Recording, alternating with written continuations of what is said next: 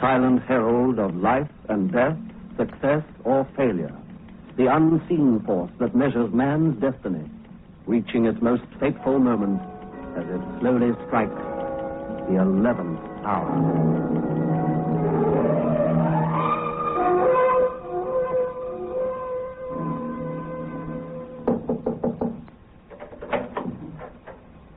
Still busy, Professor? I've nearly finished, Caroline. No more than a couple of minutes. You work far too hard and far too long. Oh, nonsense. Besides, you know that if I don't complete my laboratory reports at the end of each day, I never get round to them. There. Finished. I'll take these across to the office for you. Thank you, Caroline. But I think I'd rather take them myself tomorrow morning. Very well. Oh, my goodness, look at the time. It is very inconsiderate of me. I'm making you late as well. Oh, don't worry about me. I have no plans for this evening. Then, in that case, perhaps you'll have dinner with me. Dinner? Oh, don't worry, Caroline. I haven't got any, shall we say, romantic ideas.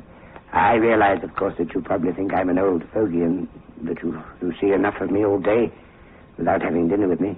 But I would like you to come. I'd like it very much. Good. A little celebration, if you care to call it that. You see, this is rather a special day for me. And possibly for the rest of the world.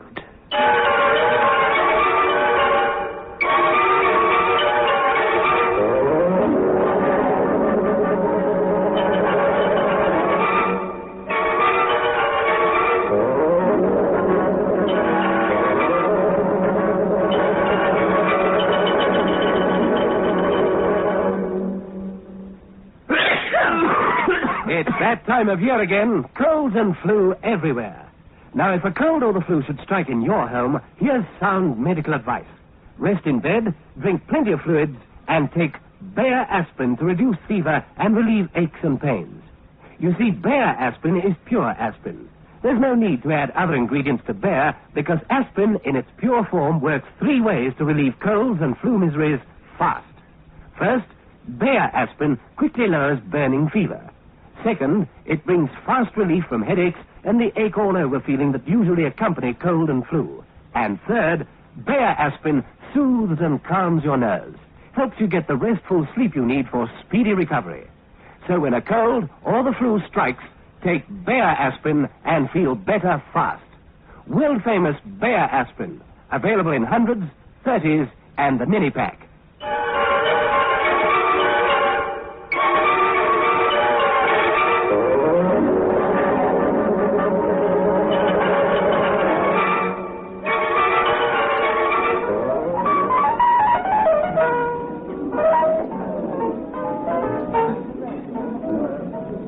Enjoying yourself, Caroline? Very much so. Good. It's a long time since I entertained a pretty girl to dinner. Nonsense. I'm afraid I can't ask you to dance. I've never quite mastered the technique. Well, I don't like dancing very much myself. But don't let it worry you. I prefer to sit and talk. Have another glass of wine. Thank you, I will. Thank you. Professor, you said earlier that this is by way of a celebration. I wasn't serious. It's a special day for you and possibly the rest of the world. It sounded serious enough. Yes. Something on your mind? It is just that my work at the Institute is finished now. The work? Project XP112. Why, that's marvelous. Oh, congratulations. Thank you. But how can you say your work at the Institute is finished? You know that Dr. Peterson has been waiting for you to finish your work on that project so that you can get your teeth into something else that he's got lined up for you. No, Caroline, I meant what I said. My work at the Institute is finished. I couldn't undertake any more research work, not now. Are you going to leave us? Yes. I'm going to leave. Caroline, do you know what work we're doing? Not really. As you know, it's top security classification. I have an idea, of course. I will tell you. that it is a new reactor explosive device.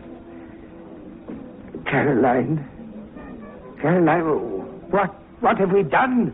Was your research successful? If that is the right word. It was more successful than even Dr. Peterson had dared to hope. But you know what an eternal optimist he is. Well done. Is it well done to give the world a means of total destruction? The thought of what I've done is driving me crazy, Caroline. This new reaction that I've harnessed gives mankind the most powerful weapon it's ever known. Beside it, all weapons known to man at the moment pale into insignificance. I know how difficult this sort of work can be for a sensitive man, but you can console yourself that you're only doing a job of work. You're doing what you're paid to do. That's what everybody said at the Nuremberg trials, Caroline. I was only doing what I was paid to do. I was only carrying out orders. It isn't good enough. You're overtired. You'll feel happier about things once you've had a bit of a holiday. You need a rest. Rest? I don't think I shall ever be able to rest again. If you're not going to work at the Institute, what are you going to do? I haven't really decided. But it'll come to me. I did say this was a special day. A special day for me, because for the first time in my life, I've really been able to see clearly just how puny and insignificant we are. Humanity in general, and myself in particular. We need only to look up into the heavens to see that. No, it isn't as simple as that. For years, mankind seems to have been bent on self-destruction. Reckless, irresponsible. People like myself, people with highly specialized knowledge, have been helping all this. Now we've reached a lunatic state. Don't you see that I have perfected a means of destroying the world merely by pressing a button? But think of the wonderful deterrent power that a weapon like this has. It doesn't work like that, Caroline. You know that. What are you going to do? I am going to destroy the results of the work I've done. I shan't tell Dr. Peterson the results of my latest experiments. Is that why you wouldn't let me take that laboratory report? That's right. But, Professor, destroying your work doesn't rob you of the knowledge that you've gained. You'll only be delaying the process. No. You see, when I destroy my work, I shall destroy myself. You mean you're going to commit suicide? In a way. I have the device set up in my laboratory now, on a very small scale, of course. If the armaments people get hold of it, all they need do is to build it on a larger scale, and they'll be able to release enough energy to destroy the magnetic and gravitational forces that make our world habitable. Fortunately, it isn't possible to dismantle the device that I've built. The only way I can destroy it is to activate it. And blow the Institute into the heavens. I'm afraid that is unavoidable. How big will this explosion be? Extensive. And what about the innocent people who are likely to die? It's unavoidable, Caroline. A few innocent people. That's a small price to pay to save the whole world. It's unthinkable, Professor. You can't do it. I can't do anything else, Caroline. Why are you telling me? I had to tell somebody. It's getting late, Professor. I think you'd better take me home now. You need to rest. You'll see things differently tomorrow. No, Caroline. No. I shall never see things differently.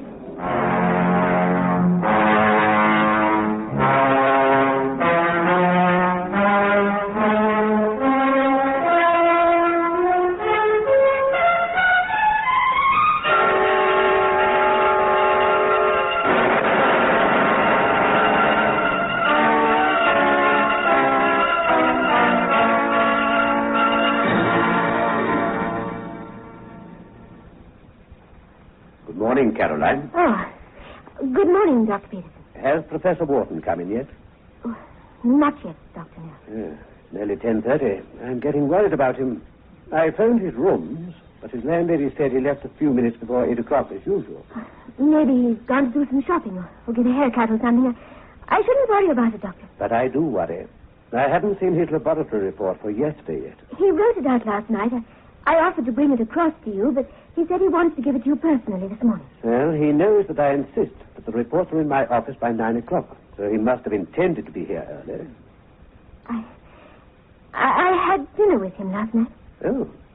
Well, how was he? I have worried about him. Doesn't seem to be himself lately. I should hate to think he was going to crack up at this stage of affairs. At this stage? When he is obviously so near to finding a solution to our problems. He's a good man, probably the best in the world in his field, but he pushes himself too hard. He talked quite a lot about himself last night. He's a very sensitive man. Doctor, I hate talking behind his back, but, well, I think you ought to know that he's desperately unhappy in what he's doing. He told you about XP112? The whole project is top security classification. He only told me what everybody else around here already knows, that it's a new thermonuclear device. Not a, but the device. The greatest deterrent power in the world. And the means of destroying the world? This is the 20th century, Caroline. And we are involved in a struggle for survival. We mustn't be too sentimental.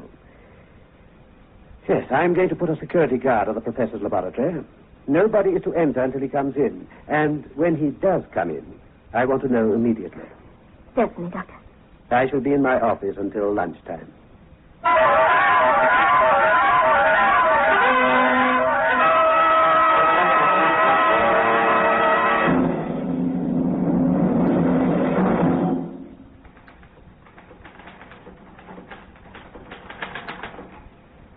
Hello, Caroline.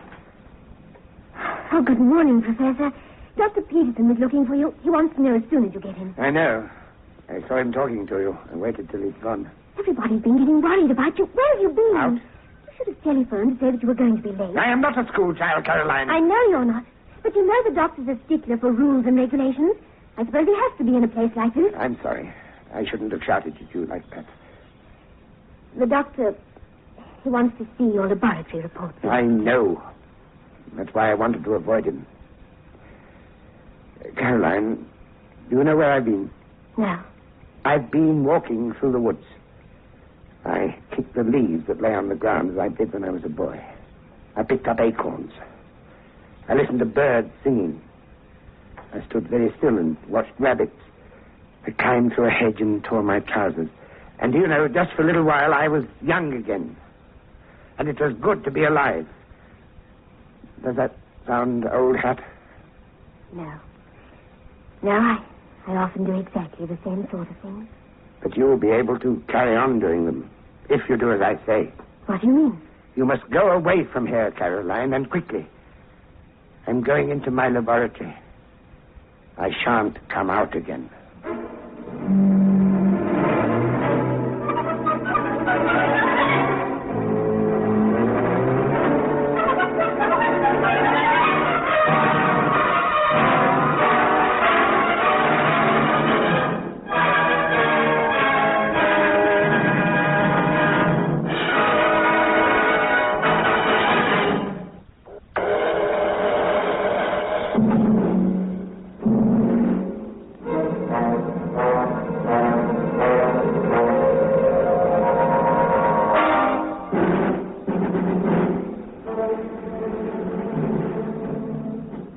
Dr. Peterson, I understand that most of your work here at the Institute is top security classification. That's right.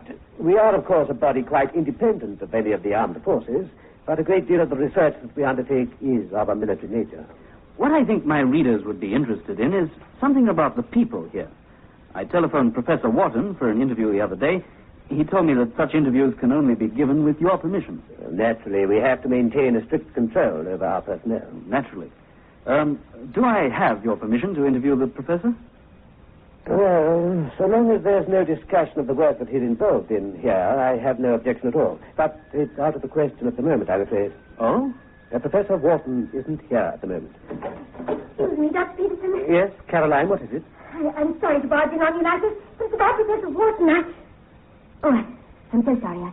I didn't realize you weren't alone. This is a reporter from the Daily News. A reporter? Yeah. Would you mind leaving us alone for a moment? Oh, of course not. I'll wait outside for you, if I may. Yeah, thank you. Well, Caroline, what's What's it all about? The professor has locked himself into his laboratory. Well, he often does that when he's busy. But you don't understand. If I don't understand, Caroline, it's because you haven't explained anything. Last night, when I had dinner with Professor, he told me that he'd perfected the device of the project, that his work was finished. Then why the devil hasn't he put in his laboratory report? The whole point. He explained how he perfected this device, that if developed can bring about the total destruction of the world, as he put it, by the mere pressing of a button. He had no right to discuss such things with you. This is a serious breach of security regulations. Oh, for goodness sake, Doctor. This is no time to start worrying about your precious security regulations. Having reached this stage, the professor cannot bring himself to make the results of his work fully known. He says he cannot give humanity the means of self-destruction. I thought he was pushing himself too far. He's obviously heading for a nervous breakdown. At the moment, he's heading for something far more serious than that. What? He has the device in his laboratory, on a small scale. The only way he can prevent his findings becoming common knowledge is to destroy the device. But that's impossible. Not impossible. But he has already a reactor unit functioning in there. He can't stop it. He doesn't intend to stop it. But you said... I said he was going to destroy it. I understand that the only way he can do that is to activate it. But that will blow this place in the area for miles around, sky high. That's right. Oh, heavens. Are you serious, Caroline? Yes, Doctor. And I'm afraid Professor Wharton is too. This is Dr. Peterson calling. Sound alert, emergency 1. Sound alert, emergency 1. Sound alert, emergency 1. I must get down there immediately. Caroline, will you please take up your emergency post? I'm not on emergency duty, Doctor. I'm scheduled for immediate evacuation. Then get to your dispersal point. Not on your life, Doctor. Caroline, I gave you an order. And I'm disobeying it. Professor Wharton is obviously a sick man. I'm not going to leave here as long as there's a remote chance that I can do anything for him. Very well. Come on. What's going on, Doctor? This is the emergency siren, you hear? Trouble? Big trouble. Can you give me a story? This promises to be the biggest story of your life. But it doesn't look as though you'll write it, or that you'll have any readers to read it.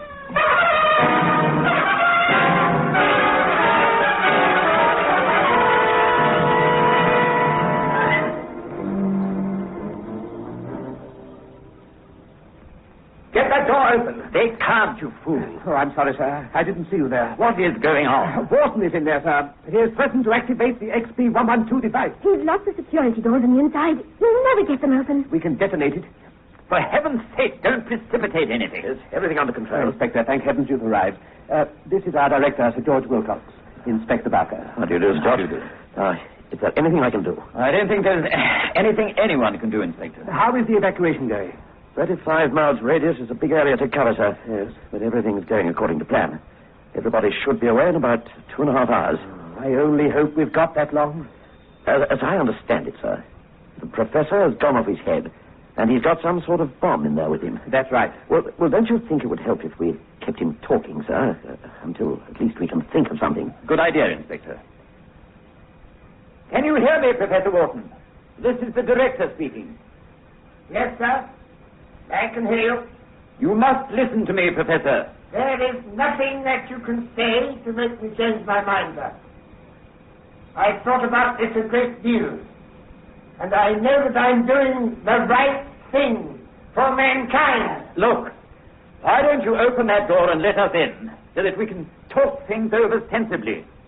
No, I'll never do that. You can't persuade me. Let me talk to him, sir. You shouldn't be here. Professor, this is Caroline. I thought I told you to get away. I wanted you to be safe. That's why I talked to you last night. Professor, I want you to think of all the people who live and work around here. Innocent people. People who aren't concerned with plunging the world into destruction. Ordinary, decent people. They needn't suffer. I heard the emergency 1 siren. That means total evacuation of the area for 35 miles around. There's no need for anyone to die except me. There isn't time, Professor. I'll give them time. It's now 11 o'clock. I will give you an hour and a half.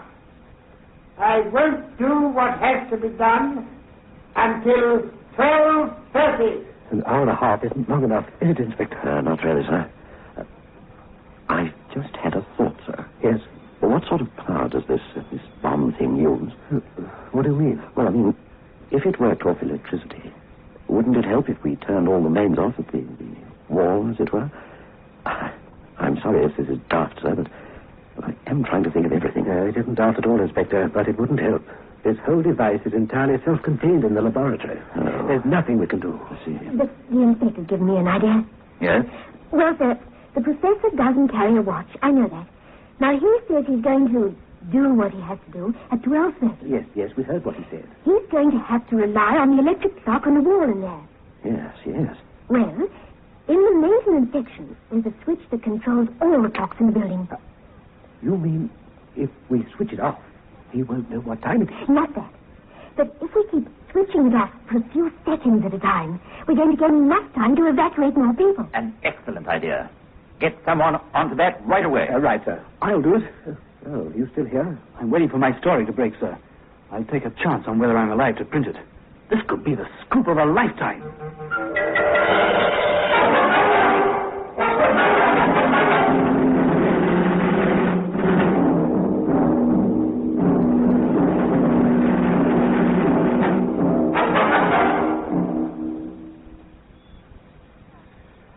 What time is it? The correct time is 12:10. But thanks to the young lady's idea, that clock on the wall only shows 22. I only hope he hasn't got a watch of his own. If he has, we're likely to be blown to bits in 20 minutes. Has the building been completely evacuated? Yes, we're the only ones left, sir. Except for that reporter. He's working on the clock switch. I've got to hand it to him. He's a plucky blighter.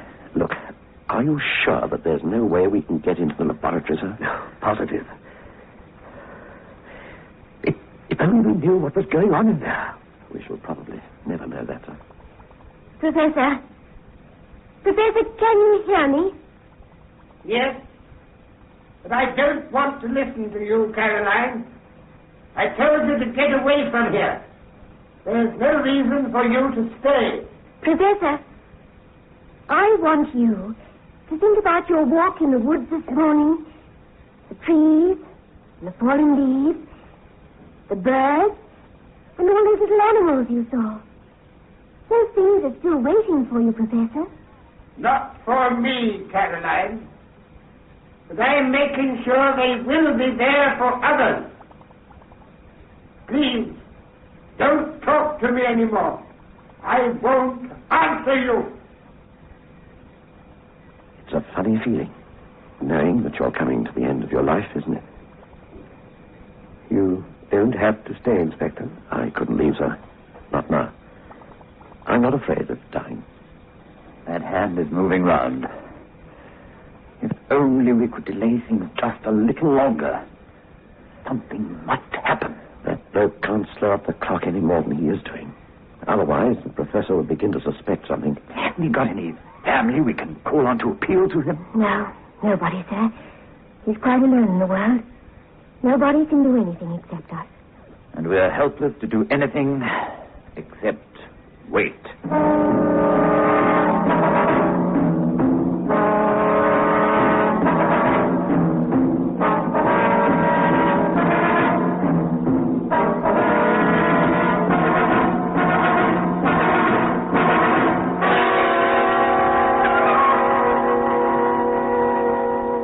I've done all I can. Ah, good man. You've saved 40 minutes.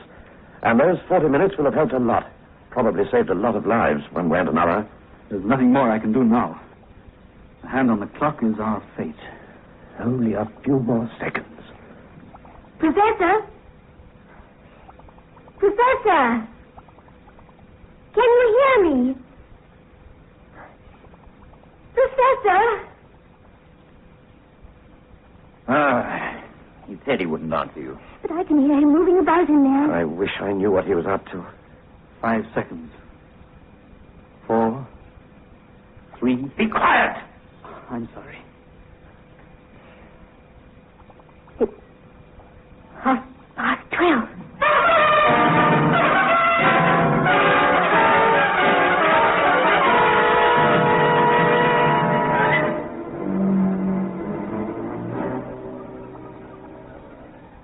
The sound of happiness.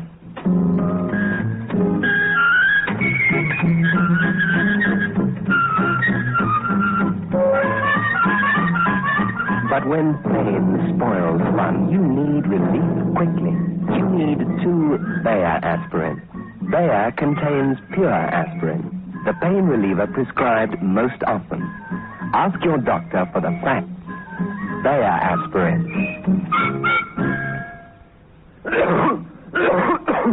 What a nasty cough. Yes, but you can't take every cough to a doctor.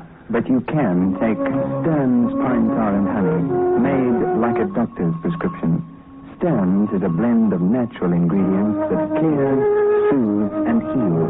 Lets you breathe again. Stern's Pine Tar and Honey, made like a doctor's prescription.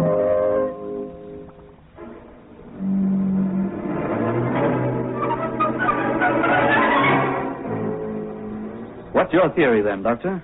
Well, the only thing I can think can have happened is that the strain of waiting was too much for Professor Wharton. Remember, he thought he was only waiting for an hour and a half, but in effect, thanks to you and the clock switch, he actually waited for over 2 hours. The strain must have been unbearable. It was bad enough for us. I shudder to think what it must have been like for him.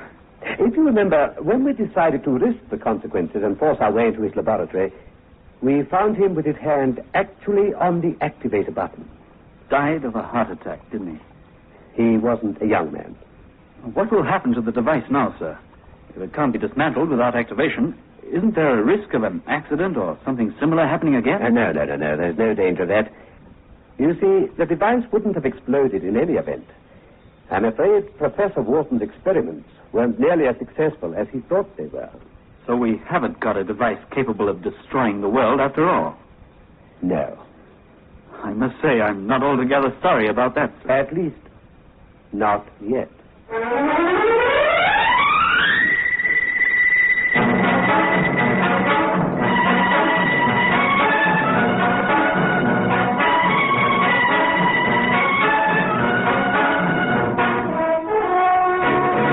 The makers of Bayer Aspirin invite you to join them again next Tuesday night at 7:30 as the moment of destiny approaches in The 11th Hour.